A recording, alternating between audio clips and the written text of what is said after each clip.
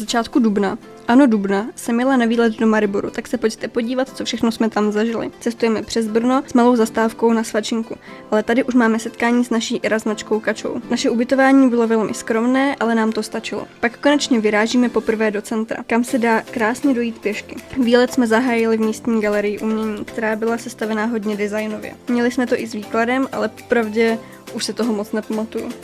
Takže se aspoň můžete pokuchat. Nesmí chybět ani krátký vzkaz do návštěvní knihy. Zatímco prohlídka se pak přesunula ven, my jsme se odpojili a vyrazili se s mrzkou ke břehu řeky Drávy. Mělo to tam krásně dovolenkovou atmosféru. A řeka bývá často plná labutí, což napovídají i okolní značky. Na první večeři jsme ochutnali místní vyhlášenou pizzu. Zvlášť proto, že jsme kolegyně z albrechtické pizzerky, takže takzvaně pracovní oběd našemu výletu nesmí chybět. Po véči si skočíme ještě na rychlý drink a vracíme se na pokoj.